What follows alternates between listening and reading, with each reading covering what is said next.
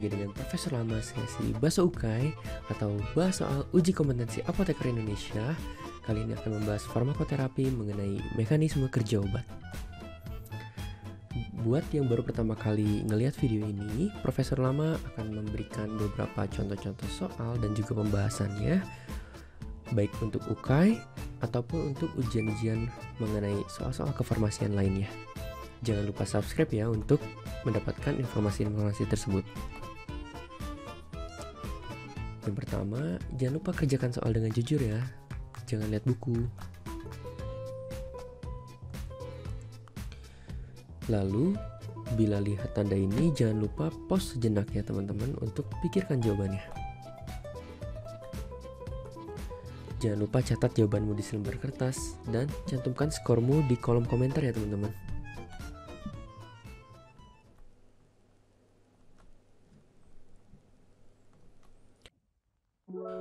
Nomor 1, seorang dokter bertanya kepada seorang apoteker obat yang memiliki mekanisme kerja mencegah reabsorpsi kolesterol di usus halus. Obat apakah yang dimaksud? A. Kolestiramin, B. Simvastatin, C. Ezetimibe, D. Fenofibrat, atau E. Kolestipol. Silakan pause videonya sejenak teman-teman.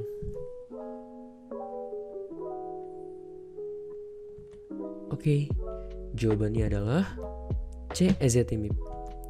Pembahasannya adalah ezetimibe memberikan efek menurunkan kolesterol darah melalui menghambat absorpsi kolesterol dan fitosterol secara selektif pada usus kecil tanpa mengganggu absorpsi vitamin larut lemak dan juga nutrien. Jadi target utama dari ezetimibe adalah protein transport kolesterol Niemann-Pick C1 like 1 NPC1L1 ya teman-teman. Oke. Nomor 2, seorang pasien 24 tahun mengalami infeksi dan diberikan levofloxacin oleh dokter. Pasien tersebut bertanya kepada apoteker bagaimana mekanisme kerja obat tersebut. Bagaimanakah mekanisme kerja dari levofloxacin? A. Menghambat sintesis protein bakteri. B. Menghambat sintesis DNA protein. C. Menghambat pembentukan sintesis dinding sel. D. Menghambat replikasi dari DNA. E. Menghambat replikasi dari RNA. Oke, silakan pause videonya teman-teman.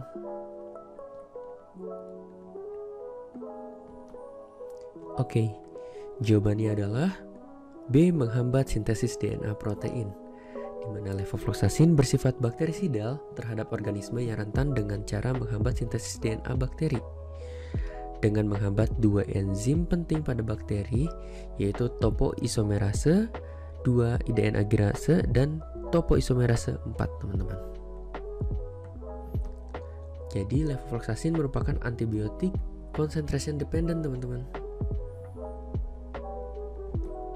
Nomor 3, seorang pasien mengalami bradikardia diresepkan atropin sulfat.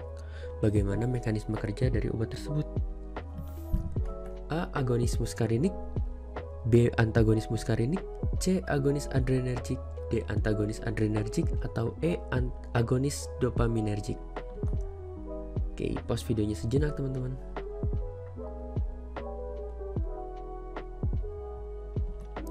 Oke, jadi jawabannya adalah B. Antagonis muskarinik, di mana atropin secara kompetitif memblok efek dari asetilkolin, termasuk kelebihan asetilkolin yang diakibatkan keracunan organ fosfat pada reseptor kolinergik muskarinik, pada otot polos otot jantung, sel kelenjar sekretori, dan pada ganglia otonom perifer serta sistem syaraf pusat. Nah, atropin juga digunakan pada pasien yang keracunan organofosfat sebagai antidotum, biasanya pada sayuran-sayuran yang diberikan pestisida ya teman-teman. Nah, ini salah satu pengobatannya dengan atropin sulfat. Nomor 4, seorang pasien mengalami mual hebat dan muntah-muntah karena makanan yang dikonsumsinya terkontaminasi oleh sianida. Pasien tersebut diberikan natrium nitrit dan natrium tiosulfat sebagai antidot dari sianida. Bagaimana mekanisme kerja nitrit terhadap sianida? A. Mengikat sianida menjadi tidak aktif. B. Meningkatkan metabolisme dari sianida. C. Menginduksi metemoglobinemia. D. Menurunkan aktivitas sianida. Dan E. Mengaktifasi sianida. Silakan pause sejenak teman-teman.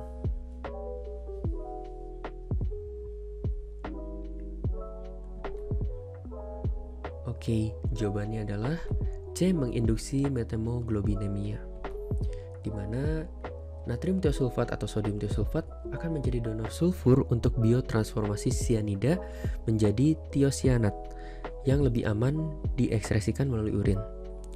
Natrium nitrit ini bekerja dengan mengoksidasi hemoglobin menjadi metemoglobin yang akan bekerja dengan hambatan bersaing, di mana sianida tidak lagi berikatan dengan sitokrom A3 melainkan dengan metemoglobin dan akan membentuk sianometemoglobin dan respirasi akan berjalan ke keadaan normal.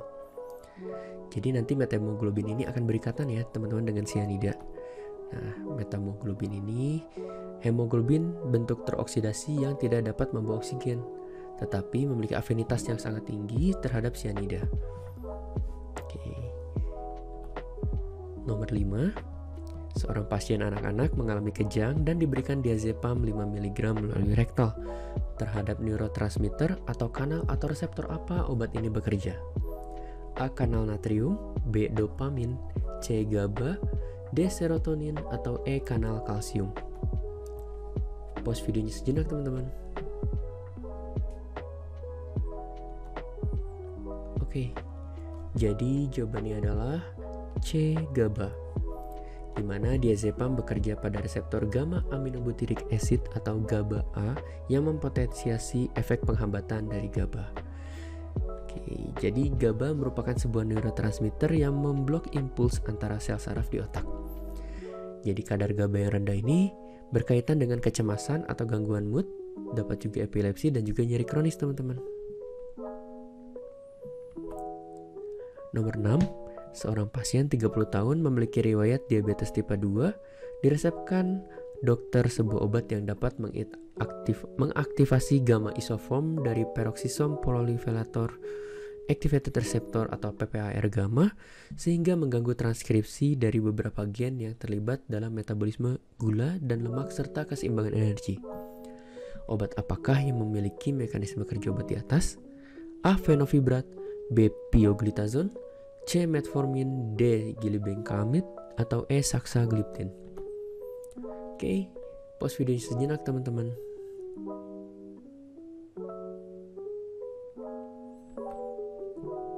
Oke, jadi jawabannya adalah B. Pioglitazone, di mana obat golongan thiazolidin atau glitazone ini bekerja dengan berikatan pada reseptor PPAR gamma pada sel adiposa atau yang disebut juga sel lemak, dan mendorong maturasi dari sel lemak dan deposisi lemak menjadi jaringan perifer.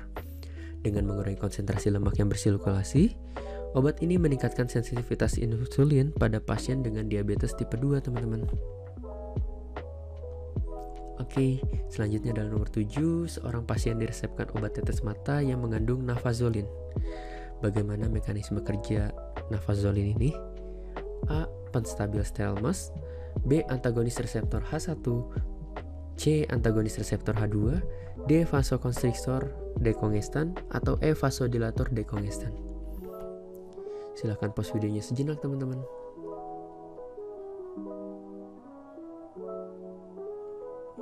Oke, jadi jawabannya adalah D. Vasokonstriktor dekongestan, di mana nafazolin merupakan vasokonstriktor simpatomimetik yang digunakan untuk meredakan mata kemerahan dan gatal serta kongesti dari nasal. Obat ini menstimulasi reseptor alfa adrenergik pada arteriol, mengakibatkan penurunan kongesti pada lokasi pemberian. Oke, jadi nafazolin ini biasanya dipakai untuk tetes mata dan juga bisa semprot hidung ya teman-teman, atau tetes hidung. Nomor 8, seorang pasien datang diperiksa ke dokter spesialis mata. Dokter memberikan sediaan obat yang mengandung latanopros. Bagaimana mekanisme kerja obat tersebut? A. Meningkatkan aliran aqueous humor melalui trabecular meshwork. B. Meningkatkan aliran aqueous melalui jalur uveoskleral. C. Menurunkan jumlah produksi aqueous humor. D. Vasokonstriksi, atau E. Vasodilatasi. Pause videonya sejenak teman-teman.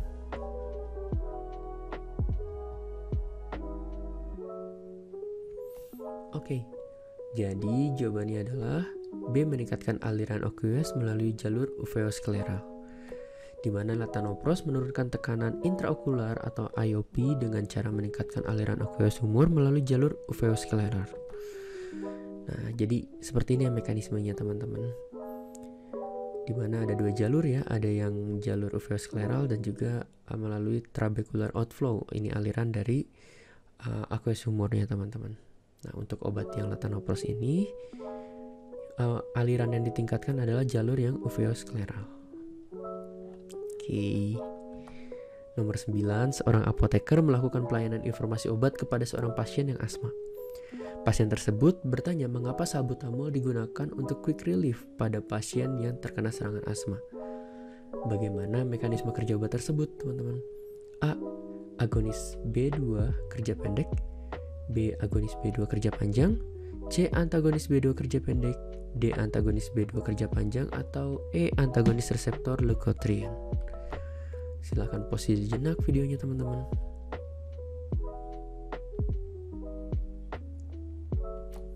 Oke, jadi jawabannya adalah A. Agonis B2 kerja pendek teman-teman.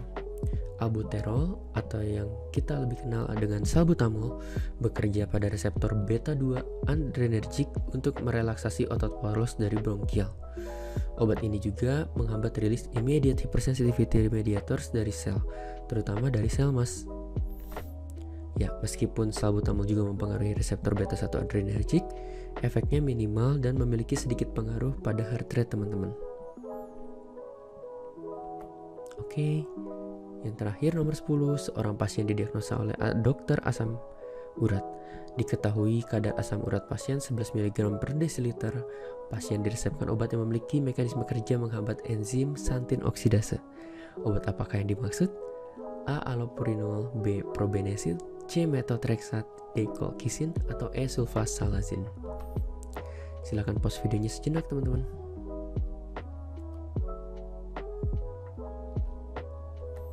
Oke, jawabannya adalah A. Allopurinol. Obat yang memiliki mekanisme menghambat enzim santin oksidase adalah allopurinol. Ya, ini ya mekanismenya teman-teman. Di mana allopurinol dan juga febuxostat akan menghambat santin oksidase. Di mana santin oksidase ini merupakan suatu enzim yang membantu mengubah hiposantin menjadi santin dan juga membantu mengubah santin menjadi asam urat. Oke. Jadi di sana juga ada obat-obat yang bekerja pada bagian ekskresi renalnya, yaitu ada sulfenpirazon dan juga probenecid, serta mengubah menjadi asam urat menjadi bentuk alantoin yang berarti dia itu metabolit yang lebih larut ke dalam air untuk dibuang juga ya sama teman-teman. Ada obatnya rasburicase teman-teman ya. Oke. Jadi berapa sih skor teman-teman? Apakah teman-teman punya pertanyaan atau punya saran untuk bahas UKI selanjutnya? Jadi jika ada pendapat lain atau koreksi silahkan tulis di kolom komentar ya teman-teman. Nanti akan admin balas. Oke, terima kasih banyak ya teman-teman. Semoga lancar UKI-nya. Bye-bye.